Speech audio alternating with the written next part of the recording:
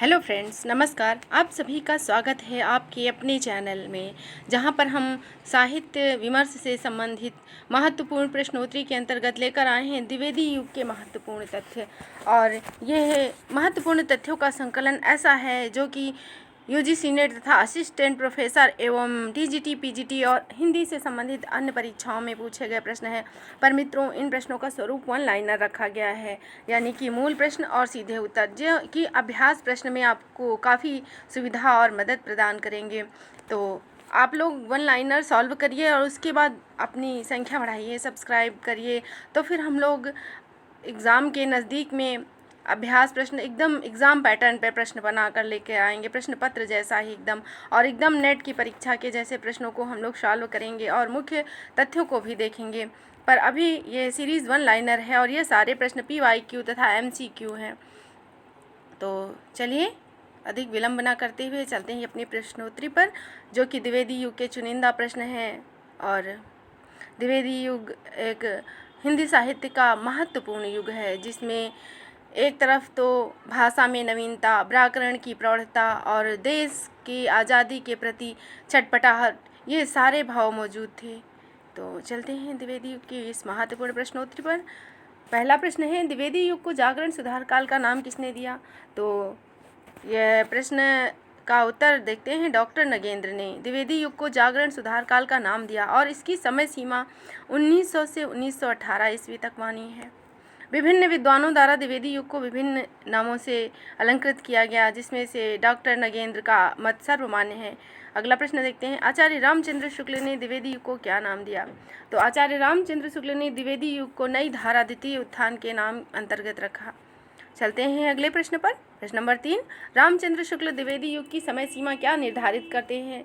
तो रामचंद्र शुक्ल ने 1893 ईस्वी से 1918 ईस्वी तक का समय द्विवेदी युग के लिए निर्धारित किया है, क्योंकि 1918 ईस्वी के बाद से छायावादी युग प्रारंभ हो जाता है। और 1893 में नागरी प्रचारणी सभा का गठन किया गया था और इसी समय से द्विवेदी युग का प्रारंभ माना जाता है। चलते हैं अगले प्रश्न पर। प्रश्न नंबर 4, खड़ी बोली के प्रथम स्वच्छंदतावादी कवि कौन है? तो खड़ी बोली के प्रथम स्वच्छंदतावादी कवि श्रीधर पाठक जी हैं, जिनका जन्म 1859 ईस्वी में हुआ और इनका निधन हुआ था 1928 ईस्वी में। मित्रों, इन प्रश्नों को आप अवश्य ही देखें और ये देखें कि इनमें से कितने प्रश्न आपको आते रहे हैं, और जो प्रश्न आपको ना आए उनको आप वन लाइनर सीरीज में ही अपनी कॉपी पर लिखते जाएं। चलते हैं अगले प्रश्न पर। प्रश्न नंबर 5, श्रीधर ने गोल्ड स्मिथ की रचना डिजर्टेड विलेज का हिंदी अनुवाद किस नाम से और किस भाषा में किया? तो द्विवेदी युग की एक महत्वपूर्ण पहचान थी अनुवाद के रूप में। द्विवेदी युग में अंग्रेजी से, बांग्ला से और संस्कृत से विभिन्न भाषाओं से ढेरों अनुवाद किए गए, और जिसमें व्याकरण की शुद्धता का ध्यान आचार्य महावीर प्रसाद द्विवेदी द्वारा जरूर से ज़रूर रखा जाता था। चलते हैं अगले प्रश्न पर, जिसमें से श्रीधर पाठक जी ने बहुत सारी रचनाओं का अनुवाद किया है अंग्रेजी से।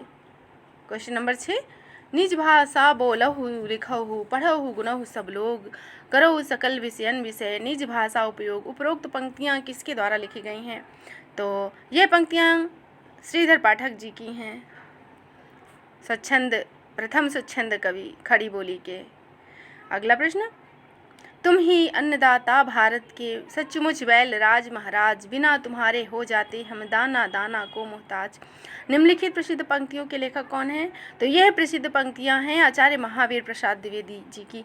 और मित्रों, आपको ज्ञात होगा कि जो द्विवेदी युग है यह आचार्य महावीर प्रसाद द्विवेदी के ही नाम पर इसको द्विवेदी युग नाम रखा गया है। और आचार्य महावीर प्रसाद द्विवेदी की मुख्य पहचान संपादक के रूप में थी। इन्होंने सरस्वती पत्रिका के संपादन का कार्यभार संभाला और लगभग 17-18 वर्षों तक उसको संपादित किया। और द्विवेदी युग को एक स्वर्ण गरिमा प्रदान करने वाली पत्रिका जो थी वह सरस्वती थी। सरस्वती की प्रतिभा का आलम यह था कि यदि कोई पत्रिका, सरस्वती पत्रिका में कोई भी लेख छपता था तो उसके व्याकरण की शुद्धता पर किसी को कोई शक नहीं होता था। चलते हैं अगले प्रश्न पर।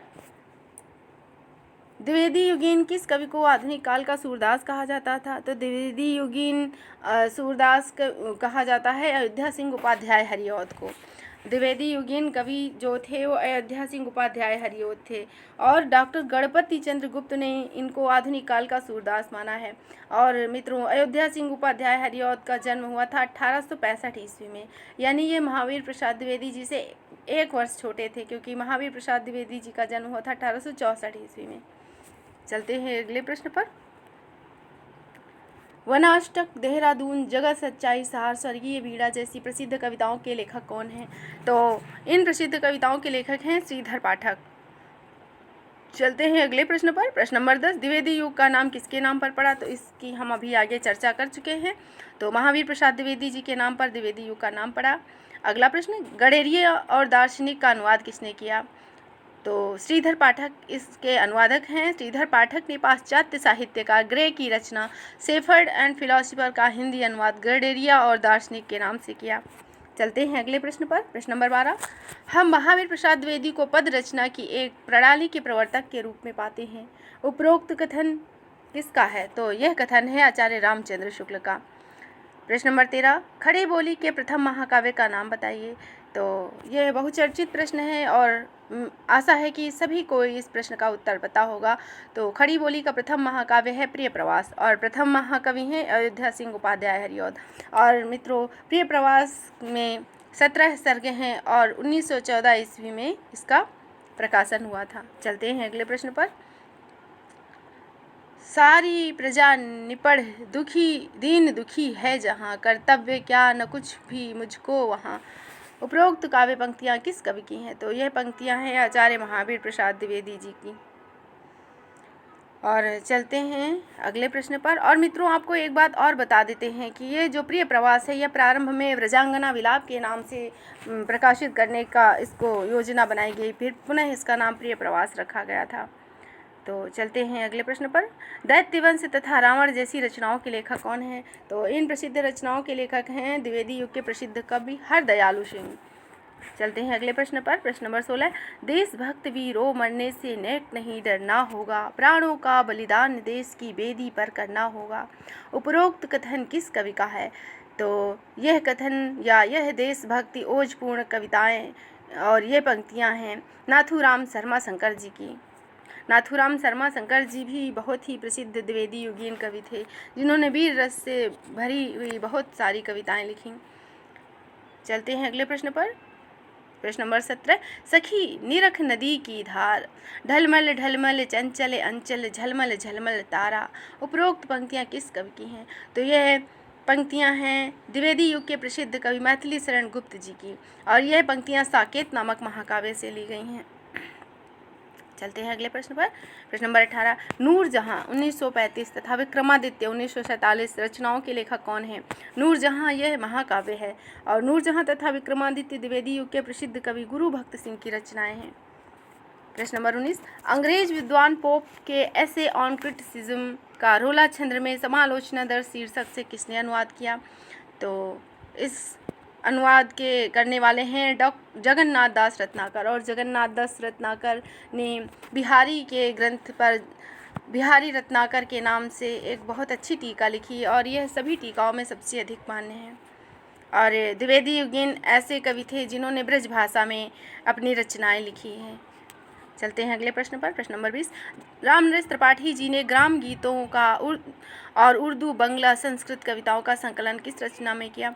तो मित्रों, आपको बताते चले रामनरेश त्रिपाठी जी भी द्विवेदी युग के कवियों में अपना श्रेष्ठ स्थान रखते थे और आपने बहुत अच्छी अच्छी रचनाएं की हैं। और आपने ग्राम गीतों का संकलन, जिसमें गांव में गाए जाने वाले गानों का आपने संकलन किया है, उर्दू भाषा के और बंगला के भी गीतों का संकलन किया, वह रचना आपकी कविता कौमुदी है। चलते हैं अगले प्रश्न पर। प्रश्न नंबर 21, नाथूराम शर्मा शंकर ने अपनी किस रचना में विधवाओं की बुरी स्थिति और देव मंदिरों के अनाचारों का वर्णन किया है? तो यह रचना है क्षमा करिएगा मित्रों, यह रचना है गर्भरंडा रहस्य और यह रचना नाथूराम शर्मा शंकर जी की बहुत अच्छी रचना है, जिसमें इन्होंने मंदिरों में होने वाले अनाचारों और पुजारियों तथा श्रेष्ठ समुदाय के द्वारा मंदिर में रहने वाली बालाओं का, जो कि विधवा होती थी, बाल विधवा होती थी, उनको किस प्रकार से वे गर्भवती हो जाती थी और इसी प्रकार की अनेक दुराचारों का और अनाचारों का वर्णन उन्होंने किया है अपनी रचना गर्भ रंडा रहस्य में। यह एक विद्रोह मूलक कविता थी। चलते हैं अगले प्रश्न पर। प्रश्न नंबर 22, द्विवेदी युग का कौन सा कवि समस्या पूर्ति और अतिशयोक्तिपूर्ण कविता करने के लिए प्रसिद्ध है? तो नाथूराम शर्मा शंकर को भारतेंदु प्रज्ञेंद्र एवं साहित्य सुधाकर जैसी उपाधियां प्राप्त थी और नाथूराम शर्मा शंकर जी ही थे जो कि द्विवेदी युग में समस्या पूर्ति का काम करते थे और अतिशयोक्तिपूर्ण रचनाएं लिखते थे और ये वीर रस की ऐसी रचनाएं लिखते थे कि सुनते ही जोश आ जाए। थोड़ा शोर हो रहा है तो इसके लिए क्षमा करिएगा मित्रों।